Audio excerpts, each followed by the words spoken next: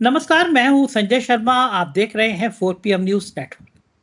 दिल्ली के जंतर मंतर पर लोग खुलेआम पिछड़ों और दलितों को गाली दे रहे हैं, आरक्षण को खत्म करने की बात कर रहे हैं। अधिकांश लोग ऊंची जाति से जुड़े हैं, मनुस्मृति की वकालत कर रहे हैं। दूसरी तरफ राहुल गांधी मनुस्मृति को सबसे खराब ग्रंथ बता रहे हैं। मैं भी इस बात का समर्थन करता हूं। मेरे अपने मुताबिक, अपनी जानकारी के मुताबिक, मैंने मनुस्मृति से ज़्यादा खराब ग्रंथ नहीं देखा जो ब्राह्मणों को श्रेष्ठ बताए और पिछड़े और दलितों को बहुत तुच्छ बताए। मैं ऐसे किसी ग्रंथ को स्वीकार करने की स्थिति में नहीं हूँ, और मैं सिर्फ ऐसे ग्रंथ को नफरत का एक औजार मानता हूँ। लेकिन क्या भारतीय जनता पार्टी समझ नहीं रही है आरक्षण को इनडायरेक्ट वे में हटाने की ये कोशिशें कितनी भारी पड़ जाएंगी? राशिद जही से मैंने बहुत अच्छी बात करी है, ज्ञान की बात करी है, किस तरह से आपके दिमाग को जहन में बदला जा रहा है इसकी बात करी है। आप सुनेंगे तो आपको अच्छा लगेगा, और आपसे अनुरोध है थोड़ी सी मदद करिए, इस चैनल को सब्सक्राइब करिए, क्योंकि आप जानते हैं कि हम किस तरह संघर्ष करके सरकार की आंखों में आंखें डाल के सवाल करते हैं सरकार कितना पीछे पड़ती है। इतने मन से एक पिक्चर बनाई है मैंने, सहिया। उस पिक्चर को सेंसर बोर्ड रोक रहा है क्योंकि नाम 4 PM से जुड़ा हुआ है। सोचिए आप, एक प्रेम लव स्टोरी को भी सरकार पास नहीं होने दे रहा क्योंकि 4 PM नाम जुड़ा है। हर तरफ से मुझे परेशान किया जाता है, तरह तरह की जांच एजेंसी जांच करती रहती है, लेकिन मैं सच बोलूंगा, यह भी मेरा वादा है।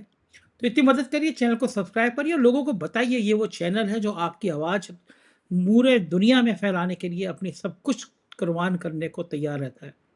हो सके तो नीचे ज्वाइन बटन लगाए, बटन को दबा दीजिए, ज्वाइन बटन दबा लीजिए, हमारी मदद कीजिए। चलते हैं राशिद जहीर के पास। राशिद भाई, राहुल गांधी ने मनुस्मृति को लेकर तीखी तीखी बात करी। मैं बड़ा खुश हुआ। मैं घनघोर विरोधी हूं मनुस्मृति का। मनुस्मृति में कई जगह पिछड़ों को, दलितों को, महिलाओं को जिस तरह टारगेट किया है, मुझे लगता है इससे खराब ग्रंथ कोई नहीं है। ग्रंथ कहना भी बेकार है, इसको ग्रंथ में नहीं मानता। अच्छा हो कि मुझे लगता है इंडिया गठबंधन पूरे देश में एक अभियान चलाए और यह कहे कि भारतीय जनता पार्टी के नेताओं के मुंह से कहलवाओ कि मनुस्मृति सही है या गलत है, तो ये पिछड़ों और दलितों के संग खड़े होने का नाटक सामने आ जाएगा। भारतीय जनता पार्टी के नेताओं की कपकपी चढ़ जाती है मनुस्मृति के खिलाफ बोलने में। दिल्ली में कुछ और नजारा दिख रहा है। आरक्षण हटाने के नाम पर कुछ ऊंची जाति के लोग इकट्ठे हैं, और मैं तो ये नहीं समझ पाता, ये शब्द मैंने भी बोल दिया, लेकिन ये ऊंची जाति, पिछड़ी जाति, निचली जाति क्या होती है? ऊंची जाति, भाई हम क्या है कि ऊंची जाति के हैं, हम क्यों नहीं निचली जाति के हैं? ऊंची और निचले शब्द ही बड़े खराब है, लेकिन है समाज में। तो जो ऊंची जाति के लोग कथित रूप से जंतर मंतर पर इकट्ठा हैं, उनमें से कई के चेहरे ऐसे हैं जो भारतीय जनता पार्टी के समर्थक हैं, और वो मनुस्मृति की तारीफ कर रहे हैं, वो पिछड़ों दलितों को गाली दे रहे हैं, खुलेआम गाली दे रहे हैं।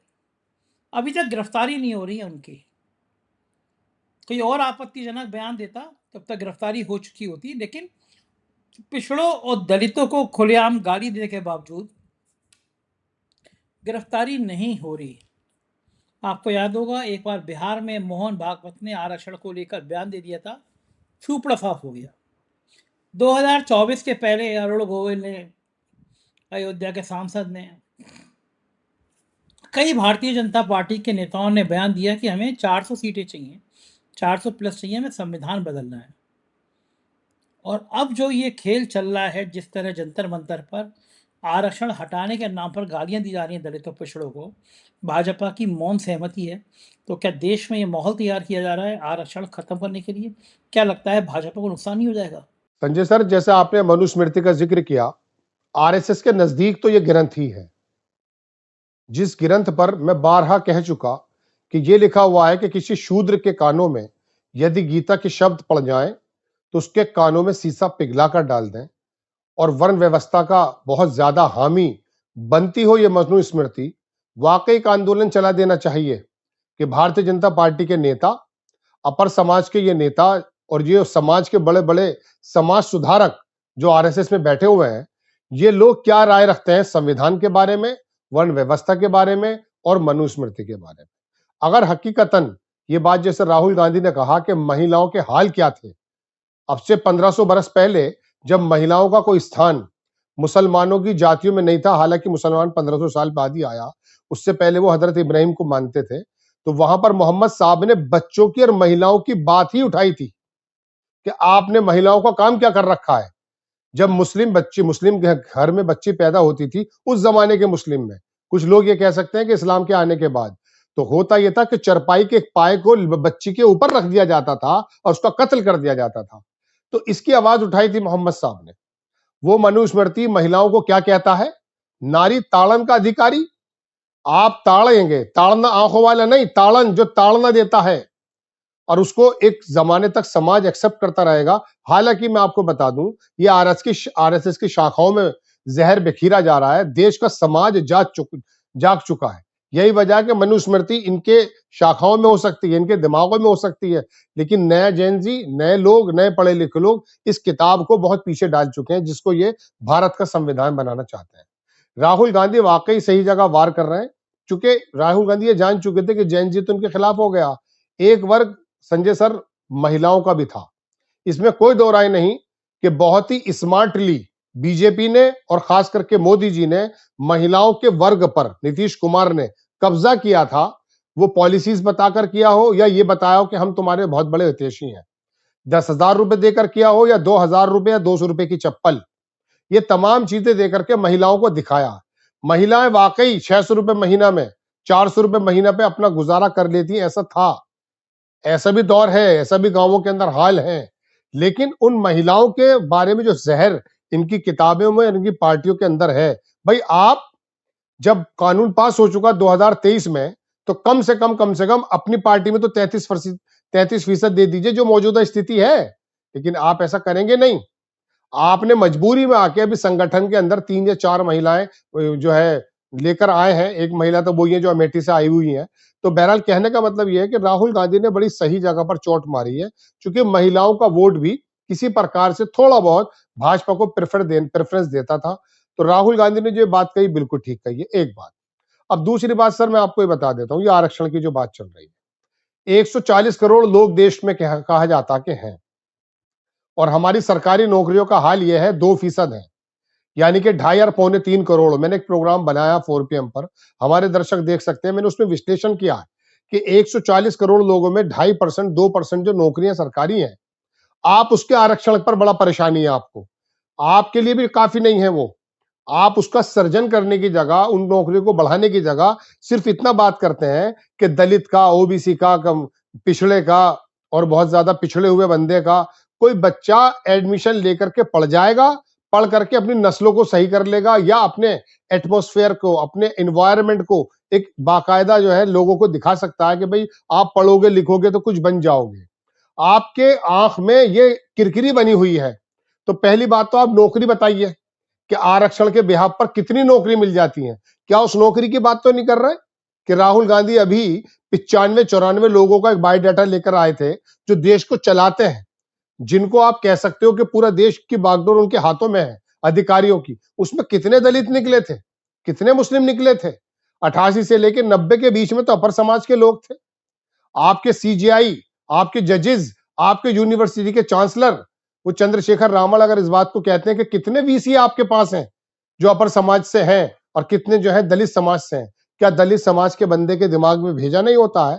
वो काबिल नहीं होता है? सारी काबिलियत का ठेका वर्ण व्यवस्था के मुताबिक आपने अपर समाज को ही समझ रखा है। लेकिन बहरहाल बार बार ये आरक्षण की तरफ करते हैं। आरक्षण के पहली बात तो संजय सर मौके नहीं है, और थोड़ा सा गरीब आदमी जिसके घर में रोटी की परेशानी है, अगर वो पढ़ा लिखा देता अपने बच्चों को, थोड़ा सा आरक्षण का सहारा मिल जाता है।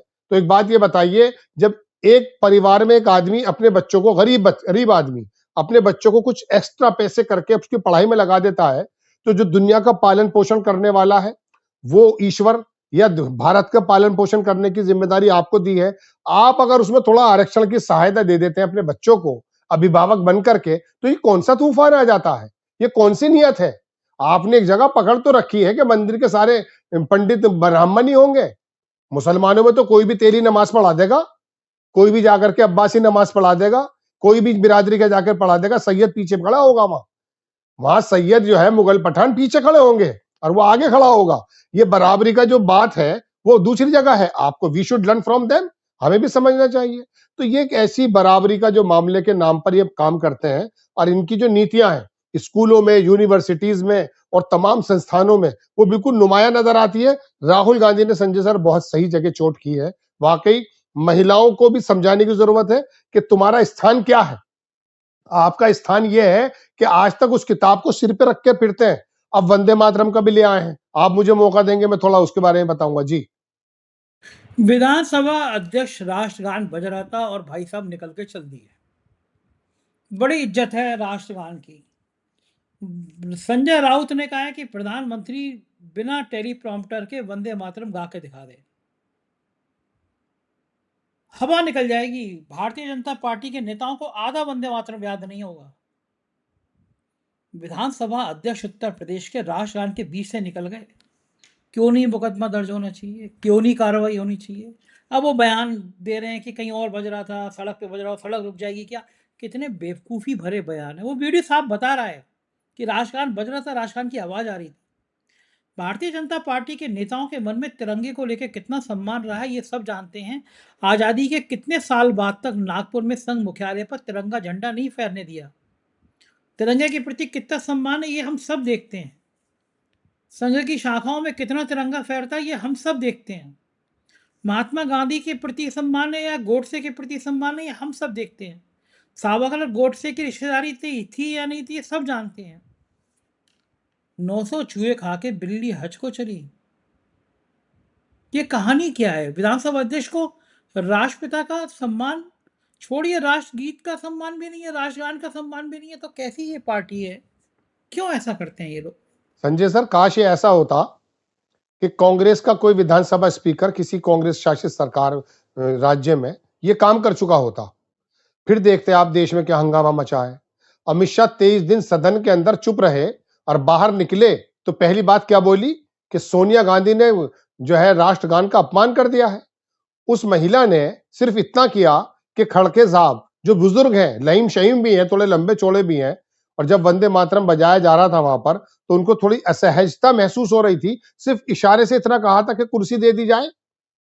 उसको कैसा हंगामा बनाया अमित शाह ने, किसी और ने नहीं। कोई छोटा मोटा कार्यकर्ता, कोई राज्य मंत्री करता समझ में आती।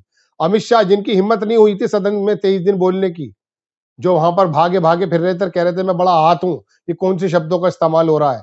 अब आकर के उन्हीं का नेता अगर मिसाल के तौर पे वंदे मातरम के बारे में, अरे हचो, ये एक्चुअली मुंह के एक बंदा है, वो कहीं लिख रहा था, मुकेश खन्ना, कि ये दरअसल राष्ट्रगान जो हमारा जनगण मन है इसको खत्म करना चाहते हैं और होना चाहिए, ऐसा भी लिखा उसने। ये वंदे मातरम के जरिए एक ऐसा हिंदू राष्ट्रवाद ऐसा पिरोना चाहते हैं लोगों में, जो हमारा डेमोक्रेटिक राष्ट्रवाद हमारे अंदर है ना। हमारे जब ये गाना बजता है तो हमारे मन पे क्या होता है, यूएनओ के अंदर जब सरिया जब गाना बजा तो मैं आपको बताऊं, वो बाकायदा ऑर्केस्ट्रा पर भी और दूसरा एक इक्विपमेंट है उस पर भी दुनिया में नंबर 1 माना गया हमारा जनगण मन।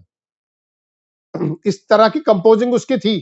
अगर आपको इतनी मोहब्बत हो रही है तो जनगण मन के भी 6 स्टेंजे भी और बाकी बचे, उनको क्यों नहीं जोड़ देते आप उन्हें जोड़ेंगे नहीं, क्योंकि आपको हिंदू राष्ट्रवाद पिरोना है।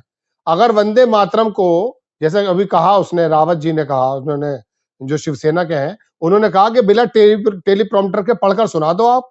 अरे जनगण मन जो कांग्रेस लाई या कोई भी लाया, देश के जो लोग ले आए, वो हमारे सांसों में बसा हुआ है।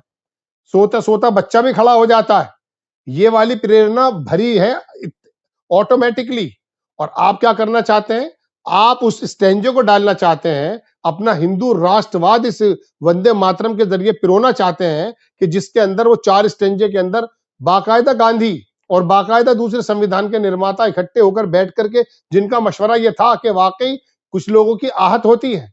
अब जाकर के सरदार के जो निहंग है पंजाब में, अभी चुनाव हो रहा है, जाकर बोलोगे, वहां पे उन्होंने कह दिया कि नहीं हम तो नहीं मानेंगे 4 स्टेंजे। आप जबरदस्ती जो थोपना चाहते हैं, ये हिंदू राष्ट्रवाद जो पिरोना चाहते हैं वंदे मातरम के जरिए, आपके अंदर तो होना चाहिए ना। आपको तो 2 लाइनें याद नहीं है, और चलिए याद कर भी लेंगे। अमित शाह के बारे में कहा, उनके लड़के के बारे में कहा, 6-8 महीने में हो सकता है याद भी कर ले। वैसे मुझे उम्मीद नहीं है कि मोदी जी और अमित शाह का बेटा 6 महीने में याद कर लेगा, लेकिन अगर कर भी ले तो आप ये बताइए, वंदे मातरम को आप इस तरह से पिरोने के बाद क्या स्कूलों की हालत सुधर जाएगी? क्या वो बच्चे जो तख्ती लेकर बैठी हैं उनकी हालत सुधर जाएगी? यूनिवर्सिटीज, नौकरी, बेरोजगारी, सड़क सुरक्षा, इनके हालात सुधर जाएंगे। आप काम क्या कर रहे हैं? आपको पाकिस्तान नहीं मिला, मुसलमान पे भी आप आएंगे चुनाव के दौरान, हमें उम्मीद है। आपने कहा चलो लगे हाथ आरक्षण को ही पकड़ लें, लगे हाथ वंदे मातरम को ही पकड़ लें। आरक्षण को जब आप पकड़ेंगे ना, तो 2024 में जो आपको संविधान जो सबक सिखाया था, जैसे कि आपने शुरुआत में बताया कि जब दलितों के दिमाग में, ओबीसी के दिमाग में ये बात आई कि इनके नेता तो संविधान को खत्म करने की बात कर रहे हैं, तो आपको धूल चटा दी थी। ऐसे में अगर इनको ये पता चल गया, चिराग पासवान ने आज सुबह बोल दिया है, आप ही के दल का आदमी है, उसने कहा ये आरक्षण खत्म करने की बात कौन कर रहा है? यानी कि अखिलेश यादव भी बोल रहे हैं, मायावती का भी आ चुका है बाकायदा बहुत लंबा लेख, और चिराग पासवान भी बोल रहे हैं ये आरक्षण की बात क्यों उठा रहे हैं। असल में सर बात यह है, देश में जो सबसे बड़े मुद्दे दो गर्म कर दिए हैं ना, एक तो कॉकरोच जनता पार्टी ने, एक राहुल गांधी की गूंज ने। इनकी समझ में नहीं आ रहा हम डाइवर्ट करें तो करें कहां। चुनाव अभी है नहीं, पाकिस्तान जाने का समय नहीं है, राहें उखड़ी हुई हैं, ताल्लुकात बहुत अच्छे हैं नहीं। बांग्लादेश की कल की खबर बता रहा हूं, हमारे नोएडा के गोदी मीडिया के लोगों को पता होना चाहिए, कुछ अखबारों ने छापा था, हिंदू वगैरह ने, कि बांग्लादेश ने मक्का पैक्ट में जाने की बात कर दी है। मक्का पैक्ट से कोई प्रॉब्लम नहीं है हमें, टर्की, पाकिस्तान और सऊदी अरेबिया का एक मक्का पैक्ट बना हुआ है। उनका कहना यह कि अगर हम पर हमला होता है तो वो ताबीर किया जाएगा नेटो की तरह, सब पर हमला होगा। अगर पाकिस्तान पर हम हमला कर देते हैं तो टर्की कहां खड़ा होगा फिर? चलिए उसको भी निपट लेंगे हम, इतनी ताकत है हमारे पास। लेकिन ये तुम्हारा पड़ोसी बांग्लादेश, ये मक्का पैक्ट में जा रहा है। थोड़े से होश कर लो, थोड़ा जहन के चक्षु खोल लो भाई, थोड़ा समझ लो कि देश कहां जा रहा है। आप कटोरा हाथ में नहीं रख के जा रहे हैं, आप हाथ ही काटे दे रहे हैं। ये बांग्लादेश पहली बार ऐसा हुआ है बांग्लादेश का कि जब ये 2014 में सत्ता सौंप के गए थे, सर आज की रिपोर्ट बता रहा हूं मैं आपको कल की, 2014 में जब सत्ता सौंप कर गए थे तो हमारी जो पर कैपिटा इनकम थी 1600 प्रति डॉलर थी, पर कैपिटा इनकम $1600, और बांग्लादेश की 1100 थी, $500 पीछे था। आज दुनिया, हमारे दर्शक कोई भी मोबाइल खोलकर जरा गूगल कर लें, जरा चैट जीपीटी से पूछ लें, ग्रोक से पूछ लें कि आज किस हालत में खड़े हैं। हम 2800 पर खड़े हैं 12 बरस बाद, और वो 2900 और 3100 पे पहुंच रहा है। बांग्लादेश जिसके अंदर अभी तख्ता पलट हुआ है, क्योंकि कपास शानदार होता है, अमेरिका से अपनी शर्तों पे ले रहा है, बेच भी रहा है, और तुम क्या कर रहे हो? आप ही पैदा कर दो सर, आप ही लाइन बता दो, आप ही जो कनाडा को कर रहे हो हमें भी बता दो, हमें भी क्या लेना क्या देना। अरे ये तय करेगा रूस से तेल, अमेरिका तय करेगा रूस से तेल, हम लेंगे अपनी मर्जी से। कनाडा तो बराबर में खड़ा होकर बोल रहा है ना। लेकिन बात यह है सर कि ये तमाम बातें रोना लेकर कहां जाऊं, इस रोने को कहां रोऊं? जो सबसे बड़ा भोंपू इनका नोएडा में बैठा हुआ है, उसने तो दरअसल ये आरक्षण की और वंदे मातरम की बीन छेड़ दी है। अब वंदे मातरम की बीन की बात करूं, मैं वहां जाऊं संतान दल पे कि कौन लोग ये गाते थे, कैसे लोग थे, क्या किन लोगों ने, मैं इसके बारे में पढ़ना नहीं चाहता चूंकि एक नई जो है डिबेट शुरू हो जाएगी। संतान दल क्या था, वो कब पढ़ा गया, किसने कब लिखा है? जिनको लिखा हुआ तुम बताते हो ये तो पता कर लो, उन्होंने लिखा है ये गान या किसी और ने लिखा है? उसमें क्या क्या चीजें हैं? संस्कृत आती नहीं है, शब्द आते नहीं है, याद होता नहीं है, टेलीप्रॉम्प्टर के पीछे बोला नहीं जाता, बिना बिना टेलीप्रॉम्प्टर के गाड़ी में ऊपर लगवा देते हैं बल्ब ताकि चेहरा चमकता रहे। अरे मेरा मस्तक चमके, भारत का, हिंदुस्तान का मस्तक चमकना चाहिए भाई, किस चक्कर में पड़ गए? ये जैन जी, ये राहुल गांधी दरअसल बिल्कुल सही जा रहे हैं, और उन्हीं लोगों को पकड़ना है कि देखो इन्होंने हमारा क्या बेवकूफ बना रखा है। लेकिन ये फिर भी अपनी जात से तो बाज आएंगे नहीं, अपनी आदतों से तो बाज आएंगे नहीं। धीरे धीरे धीरे धीरे उसी काम को किया जा रहा है। आज मैं एक वीडियो देख रहा था सर, फिर आप मुझसे अगला सवाल ले सकते हैं अगर समय है, कि एक वहां पर अब ये कांवड़ खत्म हुआ वेस्ट यूपी से, अब ये मुरादाबाद से आगे चला शुरू हो गया है। मेरे पास वीडियो है, मैं वीडियो दिखा दूंगा किसी प्रोग्राम में, मेरे दर्शक जुड़े रहते हैं, और आपकी वजह से मुझे और भी बहुत ज्यादा मकबूलियत मिल रही है। पता नहीं कहां से मैसेज आ रहे हैं, और वो कह रहे हैं संजय सर से आप ये बात कर रहे थे। तो बहरहाल उसके अंदर वो मेडिकल स्टोर वाला है सर, वो जो बैठा है, आप यकीन मानिएगा यूं, अब वो जो धमक बज रही है जिससे मेरा दिल भी धड़क जाता है अगर मैं गुजरता हूं। मुझे मालूम है बुजुर्गों पे हाल क्या है। वो बैठा हुआ यूं है, उसके पीछे लगी हुई है दवाइयां, आप यकीन मानिए संजय सर, वो सबकी सब टपक रही हैं, सब टपक रही हैं। मौका लगेगा तो मैं अपने एडिटर से कहूंगा कि उसे लगा जरूर दें जो मैं बात इस समय कह रहा हूं। वो गिर रही है और वो यूं देख रहा बेबसी से, और वो जो है ना बज रहा है बहुत जबरदस्त डीजे।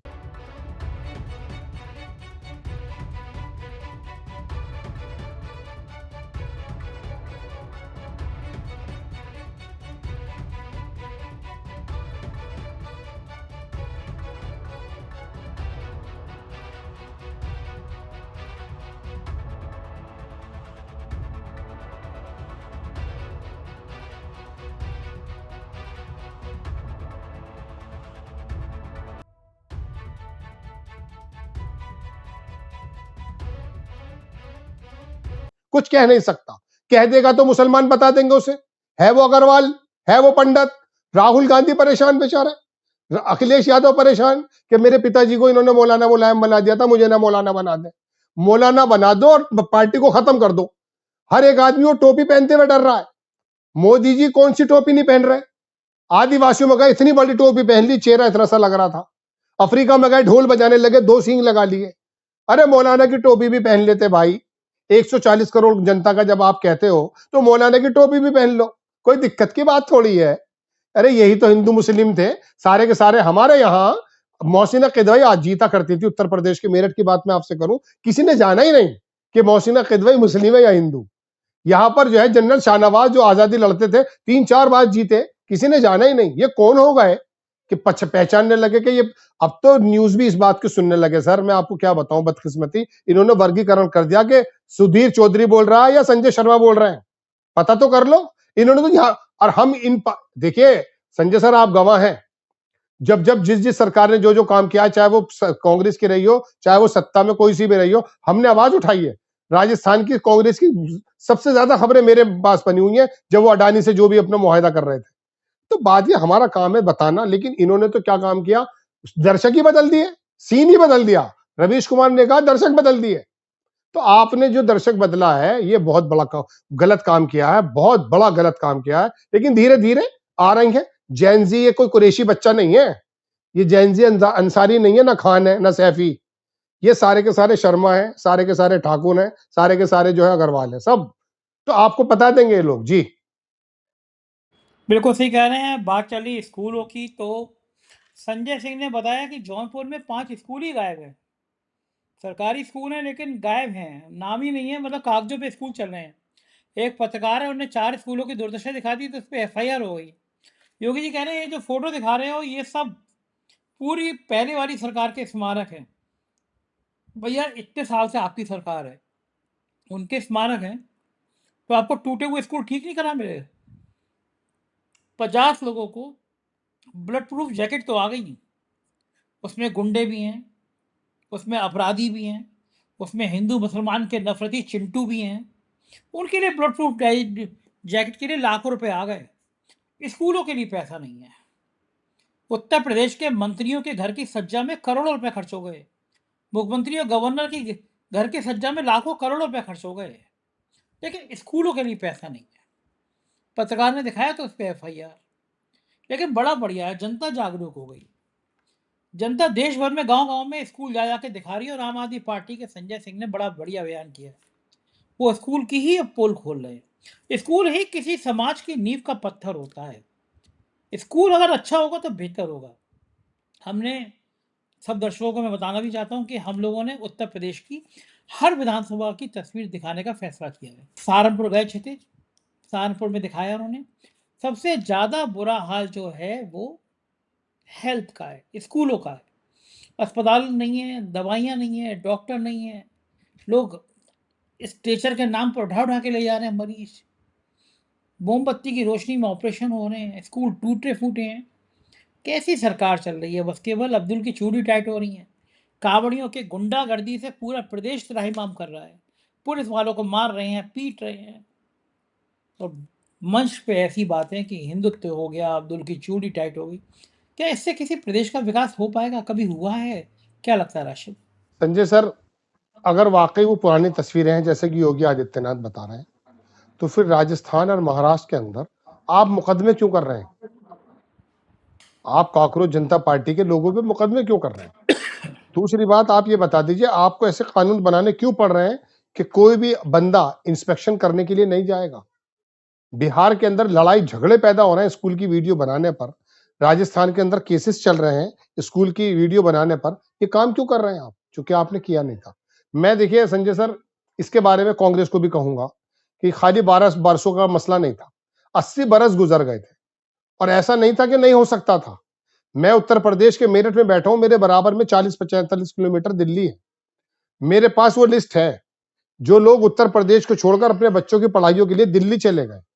दिल्ली के अंदर जब गरीब बच्चा सोचता था कि ऐसे स्कूलों में मेरा एडमिशन हो सकता है, तो केजरीवाल ने वहां स्कूलों के निर्माण करा दिए। उन स्कूलों को इतनी शानदार तरीके से सिसोदिया ने बनाकर रख दिया कि नजीर पैदा हो गई। और साथ साथ उसने गुजरात के स्कूलों की पोल भी खोली थी। ये सिसोदिया की पुरानी बात कर रहा हूं मैं।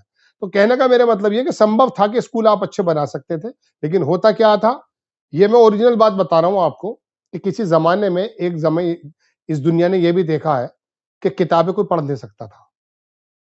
उनका कानून था कि किताबें नहीं पढ़ सकते आप, क्योंकि किताबें पढ़ने से समझ फैलती है, समझ वसी होती है, जहन बड़ा होता है, सवाल भी हो सकते हैं। इस वजह से इन लोगों ने कहा, मैं तो आज के मौजूदा दौर के भी एक बहुत बड़े मुस्लिम नेता को जानता हूं, मैंने डायरेक्ट तो नहीं सुना, लेकिन उसके प्रवक्ता ने जब पार्टी छोड़ी तो मुझसे कहा कि वो एक्चुअली अपने गांव में एक स्कूल बनाना चाहता था, क्योंकि वो मुस्लिम नेता भी अपने यहाँ स्कूल बनाने के लिए थोड़ा प्रख्यात है, यूनिवर्सिटी बनाई है, नाम मैं नहीं बताऊंगा। तो मैंने पूछा कि क्या हुआ, उस प्रवक्ता ने कहा कि मैं मुंडाली का रहने वाला हूं, देखिए मैं गांव का नाम बता देता हूं, यहाँ एक इंस्टीट्यूट की जरूरत है। तो उस बहुत बड़े नेता ने, जो मुसलमान का बड़ा कायद बनता है, शेरवानी पहनता है, उसने ये कहा, सर उसके प्रवक्ता की बात कर रहा हूं, मैं इल्जाम नहीं लगा रहा हूं, मैं तो उसके प्रवक्ता की बात कर रहा हूं, जो उसने जब छोड़ी थी पार्टी, तो उसने कहा, अरे यार काय में पैसा खर्च कर रहे हो, यही सवाल करेंगे। तो ये ऐसा नहीं है कि लोग यही मौजूद हैं। तो होता यह था, किसी जमाने में किताबें पढ़ने पर प्रतिबंध था। तो मैं आपको छोटी सी एक बात बता देता हूं, बात बिल्कुल आउट ऑफ टॉपिक है, लेकिन मैं दर्शकों की जानकारी के लिए बताना चाहता हूं कि इस दुनिया ने ऐसा समाज भी देखा है कि जब वो चाहते थे कि कोई इंसान पढ़ ना जाए, मिस्र के अंदर सबसे बड़ा मदरसा दुनिया का जामे अजहर मिस्र में है। वो जब कोई इस्लामिक फिल्म बनेगी तो वहां से परमिशन होगी, हिंदुस्तान के देवबंद से नहीं होगी। तो वहां पर एक किताब पढ़ने गए, यहां हिंदुस्तान के कश्मीर के एक मौलाना, बहुत ऊंचे थे, मौलाना कश्मीरी नाम था उनका, पूरा नाम है एग्जैक्टली मैं नहीं बता पा रहा हूं इस समय। तो उन्होंने कहा कि ये किताब आपके यहाँ कहां से आई? उन्होंने कहा ये इतने सौ साल पुरानी किताब है। तो उन्होंने कहा ये नुस्खा हमें भी दे दीजिए एक। बोले इजाजत नहीं मिल पाएगी आपको, ये एक ही है, और हम चाहते हैं कि ये एक हमारे पास ही रहे, क्योंकि हम डिफरेंट जब भी नजर आते हैं। उन्होंने कहा मुझे पढ़ने की इजाजत दे दी जाए। अनवर शाह कश्मीरी है उसका नाम, इंतकाल कर गए। तो उन्होंने पढ़ने की इजाजत मांगी, एक दिन उस लाइब्रेरी में रहे वो, और वापस आने के बाद हिंदुस्तान से, सर मैं ओरिजिनल किस्सा बता रहा हूँ, हमें तो मालूम नहीं ना कि हमारे बुजुर्गों ने क्या किया है, हमारे पूर्वजों ने क्या किया है। लेटर लिखा जामे अजहर के डिपार्टमेंट को कि आपकी फला पेज पर फला जगह में फला गलती है, उसे सही कर लेना, और पूरी किताब ऐसे बनाकर भेज दी। तो हमारे यहाँ तो दिमागों की कमी नहीं थी, सुपर 30 हमारे यहाँ ही बना है, ओरिजिनल बनी है वो फिल्म, गलत थोड़ी ना बनी है। ये जो हमारे, जिनके बारे में मुख्तार अंसारी को तो बताया इन्होंने, लेकिन मुख्तार अंसारी के एक चाचा भी हैं जो हमारे उस उपराष्ट्रपति थे, ये अलीगढ़ में वीसी थे, इनके बारे में जरा जानकारी कर लो। ये इंस्टीट्यूट चलाया करते थे दिल्ली के ओखला में, और ये भी 30 बच्चे लिया करते थे, और सर मैं आपको बताऊं 30 के 30 आईएएस होते थे। ऐसा काम किया है, तो हमारे यहाँ कोई कमी नहीं है। पूरी दुनिया में कहीं भी चले जाइए आप, खेल के मैदान में चले जाइए, आईटी के मैदान में चले जाइए, हमारे यहाँ कमी नहीं है किसी की। लेकिन क्या करना चाहते हैं आप अपने यात्राओं के अंदर हमें नारेबाजी के लिए लाए हैं, लेकिन जाग चुके हैं हम। अब हम, मैं खाली यहाँ पे दर्शक के रूप में बात कर रहा हूँ, यहां पर हम जाग चुके हैं, बंदे जाग चुके हैं। अब आपको जवाब देना पड़ेगा। और यही वजह है कि स्कूलों की हालत, अगर ये 80 साल बाद भी सुधरने का अगर काम बन जाए, तो मैं मानूंगा कि मेरे बच्चे ही बन जाएंगे, उसके बच्चे ही बन जाएंगे। देर आए, बहुत देर में आए हम लोग।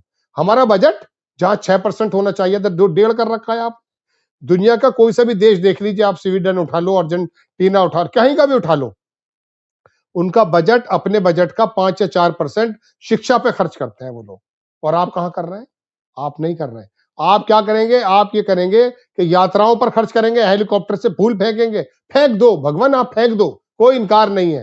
लेकिन एक बात तो सुनिए, फूल फेंकने वाला भी और जिसके ऊपर फूल फेंका जा रहा है, वो कम से कम जान तो ले। अभी एक पंडित जी बड़ी अच्छी बात कह रहे थे, और वो वहीं खड़े थे शंकर जी के उस पे प्रांगण में। वो कह रहे थे कांवड़ियों को करते हुए कि तुम जानते हो क्या है ये, कैसी यात्रा है ये? शराब तुम पी रहे हो, चरस तुम पी रहे हो, डीजे तुम बजा रहे हो, ऐसे होती है यात्रा? जब अनपढ़ लोग करेंगे, धर्म के धर्मांध में बड़े हुए करेंगे, तो ऐसे होगा। अच्छा ये दोनों जगह पे होगा, ये ऐसा नहीं है कि यहां पर होगा। सऊदी गवर्नमेंट बहुत परेशान है, हर साल करोड़ों रुपया खर्च करती है। एशिया का जो हाजी जाता है ना, वहां के सारे निजाम को तरम भरम कर देता है। हमारी आदत है, आदत में शुमार है, क्योंकि बना दिया आपने ऐसा। लेकिन अब धीरे धीरे कुछ ना कुछ तो करना पड़ेगा सर जी। बिल्कुल ठीक कह रहे हैं राशिद। एक ज्ञान है, एक शिक्षा है जो तस्वीर बदल सकती है। बहुत शुक्रिया। ये थे राशिद जहीर, और हम लोग कितने सही मुद्दों पे चर्चा कर रहे थे। बताइए, हमारे आपके बच्चों से कहा जाता है कावड़ यात्रा निकालो, धर्म के नाम पे लड़ाई लड़ो, और नेता अपने बच्चे विदेश में पढ़ाते हैं। विदेश में नौकरी करा दें। ये कहाँ का न्याय है? और ये इसलिए हो रहा है कि आप खामोश हैं, आप कुछ बोल नहीं पा रहे हैं, इसलिए नेताओं के हौसले ऐसे पस्त हैं। क्या मैं सही कह रहा हूँ या गलत कह रहा हूँ, ज़रूर बताइएगा। आपकी राय का मुझे इंतज़ार रहेगा। शुक्रिया, थैंक यू।